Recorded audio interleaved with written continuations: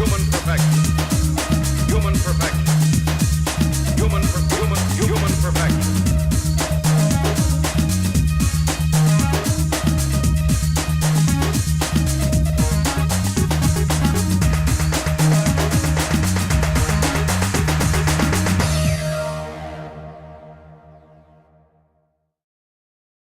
Hi everyone, and welcome to the first ever QTV. I'm Michael James. I'm Matthew Bowe. And I'm Sharon Mulheron. QTV is Queensland's only GLBTIQ television show, and we're happy to be bringing it to you. Joining us on the couch tonight for our inaugural show, we'll have the Queensland Police Service here to talk about personal safety and the dangers of internet dating. We'll also be talking about the upcoming Queer Film Festival, the Brisbane Hustlers Rugby Union kicking off, and Ellen touching down under. But first, the news. The government's decision to close the Biala Health Clinic has been met with protest and public unrest. The government announced in late March that it would be slashing funds provided to the Roma Street Clinic and terminating the positions of 33 out of the 45 staff employed at the centre. A source close to the heart of the matter said it's a sad day for public health and vulnerable clients and so many others who have difficulty accessing GPs. But it appears that all may not be lost. After learning about a planned protest rally outside the clinic last Wednesday, the government appeared to backpedal and announce that the specialist HIV services provided at the centre will continue to operate at full capacity. Dr. Darren Russell from the Ministerial Advisory Committee said HIV services will remain unchanged, with the access to testing and treatment to continue as is. There will be ongoing testing for those who walk in, and specialised sexual health services will likewise be unaffected. Not everyone is convinced though. A spokesperson for Brisbane group ACT UP rejected the government's claims as bollocks, however, going on to say that not only should the centre be left running at full capacity, the government should be designating more funding for staff and operations. A full list of the questions and issues raised by ACT UP, along with their policy statement, can be found on the QTV Facebook page. American singer-songwriter Michelle Shocked has disgusted concertgoers in San Francisco by declaring that God hates fags and that once Proposition 8 gets repealed and once preachers are held at gunpoint and forced to marry the homosexuals, I'm pretty sure that will be the signal for Jesus to come back. The homophobic rant hasn't done the alternative folk singer star any favours though, with the rest of her American tour effectively cancelled within hours of the outburst. The singer has, of course, gone into damage control and tried to play down the comments, saying that she was damned sorry.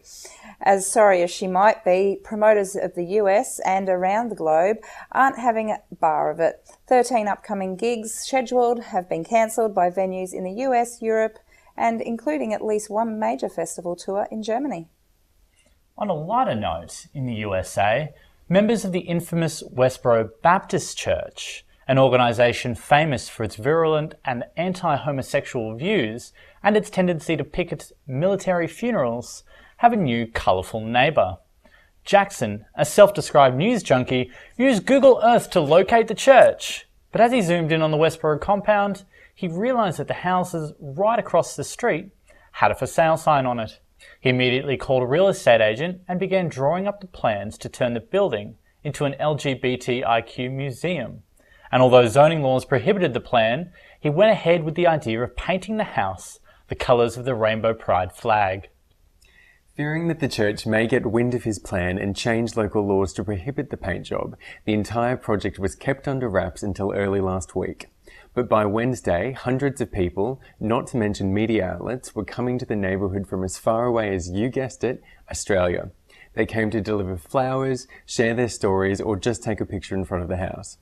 Jackson says he's surprised by the outpouring of support and coverage, saying usually people come here to check out the church, but now the attention is on this house. If you logged onto a social media site like Facebook or Twitter on Wednesday, you probably saw a lot of profile pictures with a red box with an equal sign. What did it all mean? Well, social media users adopted the symbol for the day to show support of same-sex marriage as the US Supreme Court takes up the issue. They're currently in court examining two laws that define the legal term for marriage. If they so desire, and they believe it is right to do so, they're in a position to redefine the term, which could allow same-sex marriage nationally. Last Wednesday saw the courts take up the 1996 US Defence Marriage Act, known as DOMA. That law defines marriage as a heterosexual institution, barring legally married gay couples from claiming the federal benefits available to opposite-sex married couples. California voters approved Proposition 8 in 2008. But benefits are not being afforded. Early signs for an easy decision aren't looking good, though. The Justice Attorney Kennedy often courts swing vote, twice asking whether the most prudent course would be not to rule in the case at all. Whilst there has been overwhelming support for the move, not everybody agrees with the court taking up the issue. Catholic priest Father David Hulshoff said, "We believe marriage is a divine institution and not of human definition." He also said there are a lot of aspects to the same-sex marriage discussion. He said, as a Catholic, he aims to show compassion, but still support marriage between a man and woman for the sake of children. Ultimately, though, the issue will be up to the Supreme Court. The justices aren't expected to have a decision until June. We will be following this issue very closely and will keep you updated as news comes to hand. Parents around the world were shocked and horrified last week when images of protesters in France were seen antagonising police with infant children on their shoulders. Members of the National Organisation for Marriage were protesting in Paris when they got violent with local police, who were simply trying to keep the protesters from entering a forbidden area. But protesters were having none of the authorities' repeated instructions to back off. NOM's allies pushed and shoved police officers, grabbed at them and their equipment until the French police were finally forced to use batons and tear gas against the increasingly unruly anti-gay mob. But it didn't stop there. France's anti-gay and anti-marriage activists then started a rallying cry for protesters to use their children almost as human shields against the police, who by now had warned the protesters repeatedly to back away. One protester, a man in his 40s with 2 or 3-year-old son on his shoulders, can clearly be heard urging his fellow protesters, "Let's put the kids in the front, let's put the kids in the front." This was moments after police in the same location had just used their batons and tear gas on other protesters. Family organisations around the world have spoken out against such actions. And finally, back home in Australia, the Australian Human Rights Commission has expressed concerns for LGBTIQ people in aged care after the Gillard government's Human Rights and Anti-Discrimination Bill was effectively scrapped last week.